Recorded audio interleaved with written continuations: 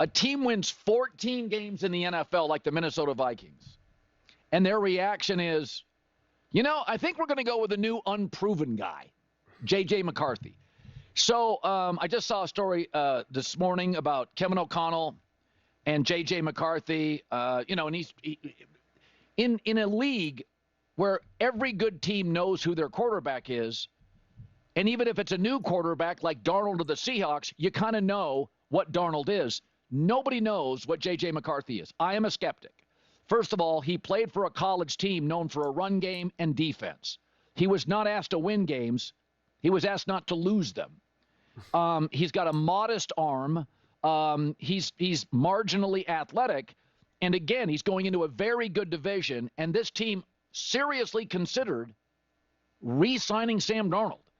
So, in fact, you go up, we were looking this morning. I'm always so reluctant to embrace a quarterback when everybody says, I don't know how to describe it. He's a winner. Danny Werfel was a winner. Every Steve Spurrier quarterback at Florida was a winner. All of Urban Meyer's quarterbacks, everywhere he goes, are winners. Alex Smith was a winner and a good quarterback. So we went this morning and we were looking at sort of like what the draft people said about J.J. McCarthy coming in. And this was Dane Brugler.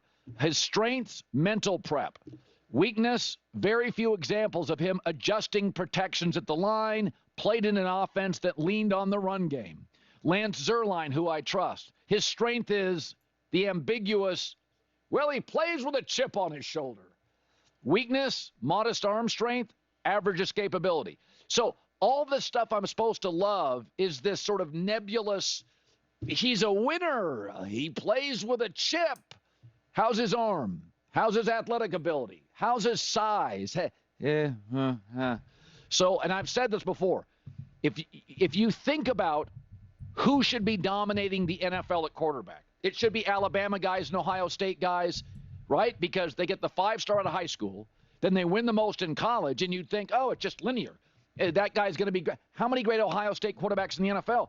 Because playing at Ohio State is fundamentally nothing like the NFL. Well, you always have the best teammates. You always have a lead. If you don't play particularly well, we'll just go to the ground game. And that now, Ohio State's had a lot more teams historically like that than Michigan. But those last 2 years with Michigan and Harbaugh, they were pulverizing people. They didn't even have to throw the football. I mean, they were going into Columbus, and they had the Buckeyes out of sorts. So my take is these massive – Quinn Ewers went in the 7th round. He was the last quarterback taken, and my take was he doesn't play trailing much outside of the Georgia games, and frankly, he gets better protection in college than he'd ever get as a pro, and he's got 3 wide receivers, they're all pros, and a pro tight end and pro running back. That's not real life in the NFL. You trail a lot. Teams need you to save the day a lot. J.J. McCarthy's just never done it.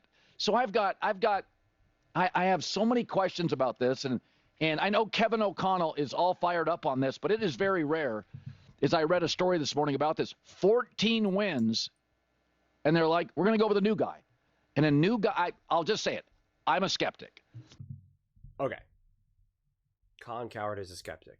If you needed that translated for you. This is an interesting one. And allow me to elaborate, because I've already done the deep dive on JJ McCarthy and him coming out of college, and we went through the stats and the whole thing of like, listen, he played for a team that didn't really ask him to do a lot, and he was, they relied on the run game and he didn't throw a lot, etc., etc. And it's like, I get that, that's fine, but that doesn't mean he's bad. Just because you didn't ask him to throw the ball 35 times doesn't mean that he can't throw the ball. And I already went through all the games and some of the closer games, and it was like, there were plenty of games where it was like, they don't need to do that. He won a national championship, and yeah, he didn't need to do much. And Harbaugh is very much kind of like, he's not there for excitement. He's there just to win. He's not there to send a message. He's not there to highlight anyone. It's just like, we're just going to win, man. If I have to throw the ball 3 times and we're winning, okay, that's all I'm going to do. I don't have to do anything else. And it was very 2024, 2025 Philadelphia Eagles. It was like, yeah, Jalen Hurts can throw and ball, but like there's games that we don't need him to. Are we going to just have him throw just because we can show everyone that he can throw? No. In the Super Bowl, when we need him to throw, he's going to throw and he's going to play great and he's going to win. There you go. That's all that needs to happen. And, JJ McCarthy, make no mistake about it, had a lot of energy going into this draft to the point, which I thought was ridiculous, but still, there was an actual talking point that maybe Justin, that the Chargers and Harbaugh were going to move on from Herbert and draft JJ McCarthy. Now, again, to be clear, when I saw that story, I said, that's ridiculous. That's never going to happen. But, like, let's not act like JJ McCarthy was, like, some quarterback that people were not high on and thought he was, trash and was going to go in the 4th round. And then suddenly the Minnesota Vikings shocked everyone and then drafted him. Like, that's not the story either. I'm okay with skepticism of any quarterback, of any draft pick. Like, I'm totally okay with it. And I do think it's fair that when you win your 14 games and now you move on at quarterback, like, I understand that people are saying, like, this is a legitimate risk because it is, right? It is. We've never seen JJ McCarthy play in the NFL. We saw what Sam Darnold did in the NFL. So you have reality based off of, and compared to speculation. And what JJ did in his limited preseason means it's preseason. It's truly nothing. When you actually really listen to NFL stars talk about what preseason is to the NFL, it's night and day. I mean, they don't even really consider it like real NFL football, quite frankly. So that's why, like, and I've never played in a preseason game, full disclosure. And so, like, I take that for what it's worth. And I was impressed with this preseason game. I was impressed with the throws. I try to look for things that no matter who the competition is, what are you doing? How do you look? I try to look beyond just the numbers or the touchdowns or whatever it may be, the yards. Like, I try to really zoom in and be like, do I see something that I like or don't like, no matter who you're on the field with, whether it's preseason or the Super Bowl? And I did like what I saw from JJ McCarthy. And I think, there's such a foundation here for the Minnesota Vikings. But this is what I find most interesting. Colin talked about, and he said this now on the more recent side, I think when he was talking about Jaden Daniels or whatnot. And he's talked about this where when you have an off season, when you have a preseason and you're going into the next season, he kind of talked about, when you draft a quarterback or you have some sort of new quarterback coming in, the organization, the coaching staff, they always try to downplay it. They try to downplay and be like, they try to temper expectations, right? They want all the energy and the expectations and the volume just to go down. And he's kind of said, but you had Sean Payton and Bo Nix and Jaden Daniels and Cliff Kingsbury and Dan Quinn, the Commanders, really kind of just speaking incredibly highly and just expressing the excitement and all the greatness that they're seeing in practices and preseason, whatever.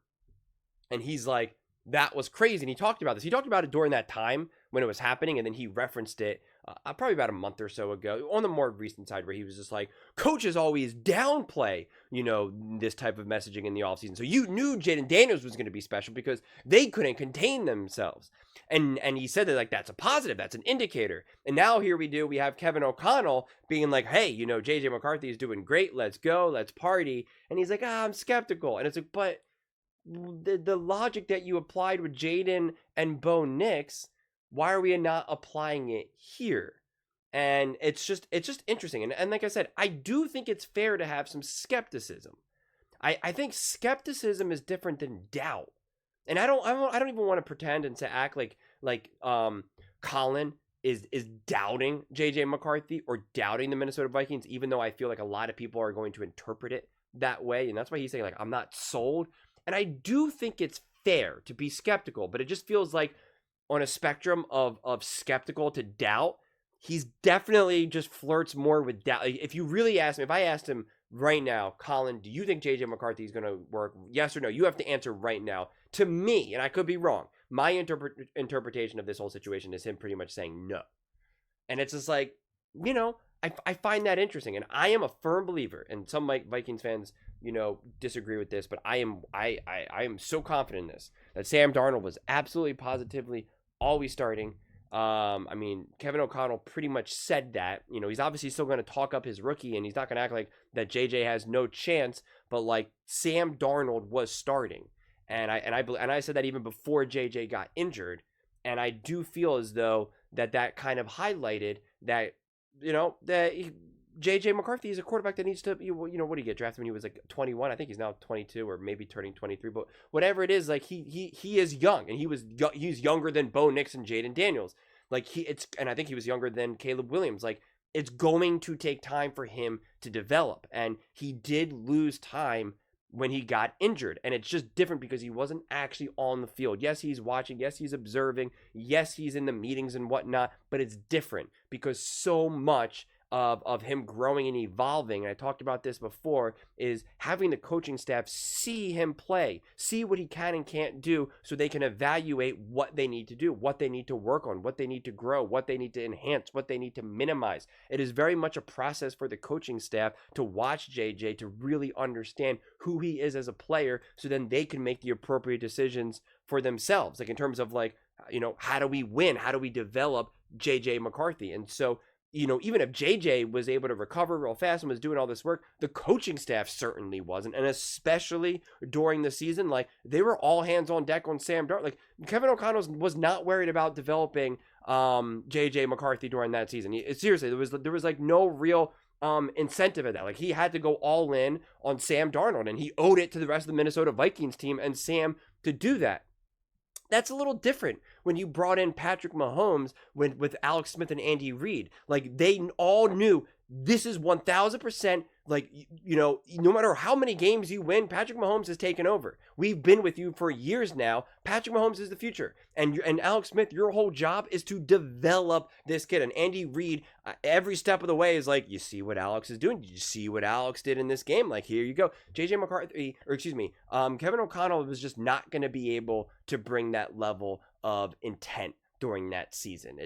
You just can't. And he kind of already talked about that in an interview when they both were on the squad, when he was kind of like, hey, I had to get Sam Darnold ready and JJ ready. So like he's even acknowledged that. But it is interesting because he's saying, this is Kevin O'Connell now, right here, you know, this whole paragraph right here.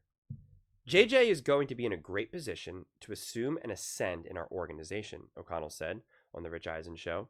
But right now, we really don't have any feelings on competition as much as we've got an obligation as coaches to put our players in position to attack that competition phase. Sam Howell will be part of it, but we've got to get Sam ready to play. We've got to get Brett ready to play. Excited about our quarterback room, but now it's our job to go coach them.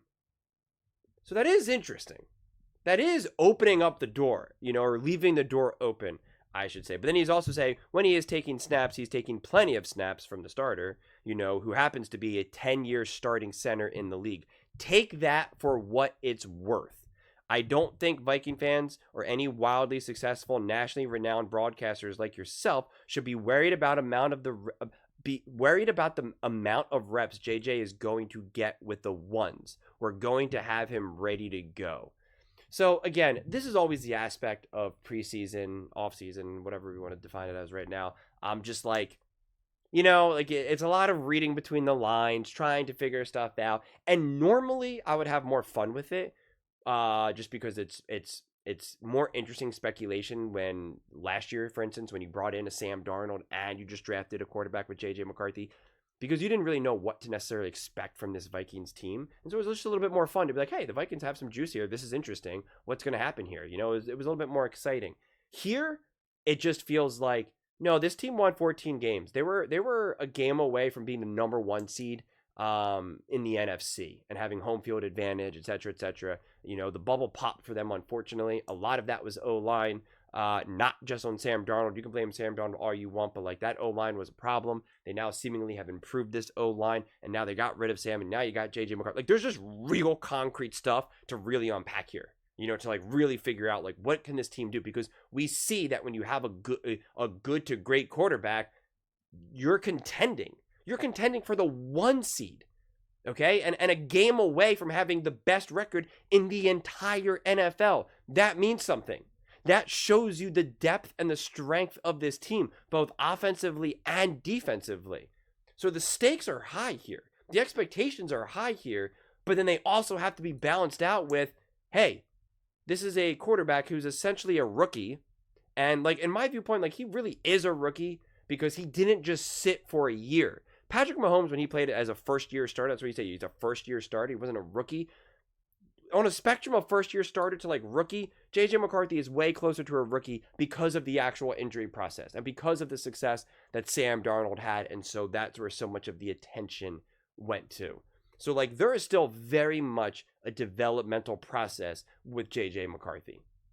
And so I'm expecting growing pains. But you know, the other reality is it's so funny to me, and this will be my last point.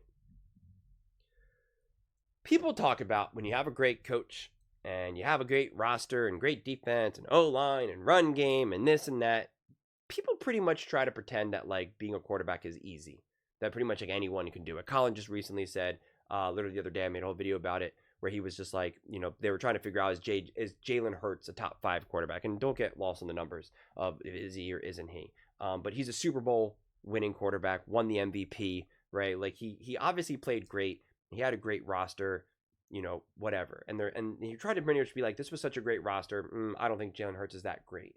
And it's just like, but then they won a Super Bowl.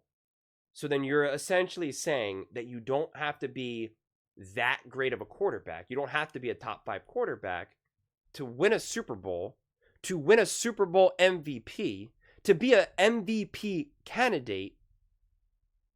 You can just be kind of like good, have your moments, but like you don't have to be exceptional. And so it's like, if that's true, which I don't even really think is necessarily true. Do I think you can win some games? Sure, but like I don't think you can sustain it. But let's just say that's true, which apparently a lot of people believe. And if that's the logic that they're going to use, then my whole thing is then this team is obviously great and they played great. So then JJ McCarthy doesn't even have to really be that great for them to win. You could just say, you know, because people say a lot of the same things about Jalen Hurts. He's a winner. You know, he plays with a chip on his shoulder. Like pretty much the things that Colin were making fun of. Now, to be clear, I think Jalen Hurts is a great quarterback. I think he's incredibly underrated. And quite frankly, you know, like JJ McCarthy can kind of take some inspiration from him, for instance. But it's just this idea that so many people hold this belief, because even before they even won the Super Bowl, a lot of people were like, oh, if Dak Prescott was on the team, if Baker Mayfield, Kirk, you know, they just named all the quarterbacks essentially and said, if these quarterbacks were on that team, they'd be winning too. And so if that's true, we saw how great this Vikings team is, well, then there should be no problem. As long as JJ McCarthy is not an absolute disaster and literally just doesn't know how to play football and really can't throw the ball downfield at all, then this team should still be great, because apparently all you do is need is a great roster and a great coaching staff. The two things that the Vikings have. So, I mean, people, even when the Eagles were winning, when they were competing for the 1 seed and, you know, winning the division, all that, people really did say the weak link is Jalen Hurts. They said this team is perfect except for Jalen Hurts. And yet, that whole except for Jalen Hurts aspect still ultimately led to winning a Super Bowl, and that player winning Super Bowl MVP. So if that's your logic, which to be clear is not mine, but if that's your logic, which like I just said, a lot of people have, both fans and in the media, then you would have to believe in this team. The only way you couldn't is if you believe that JJ McCarthy is just an absolute disaster of a quarterback. It's the logic. When you base your opinions off of logic, then it should be consistent. Doesn't mean that you can't find exceptions to it. Doesn't mean that you can't, but you have to explain why. You have to explain why I believe that a great roster can carry a quarterback to wins, but if I have a great roster, that this quarterback will then not be successful. Like you have to give the reasoning why. You have to explain the logic as to why you're breaking your pre-existing logic.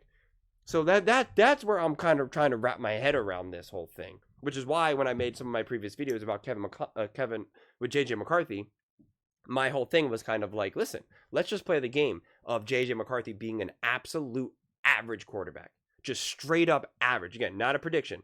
He's just an average quarterback.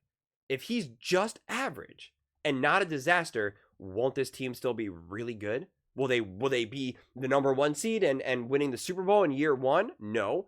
But won't they win 10, 11, 12 games? Like, isn't that the way how this is supposed to go? You have a great roster, a good enough quarterback who's average, you're going to win a lot of games.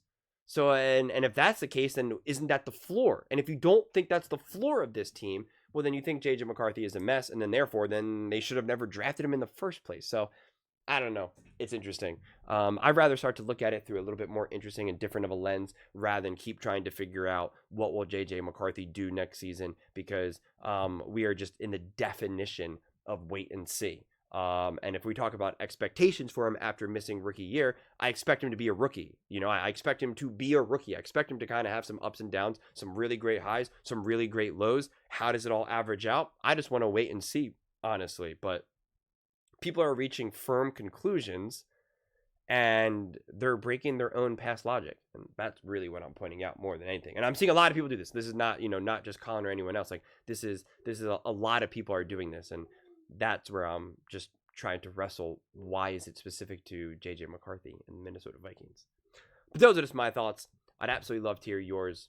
What do you guys all think about JJ McCarthy? What are the expectations for him after missing rookie year?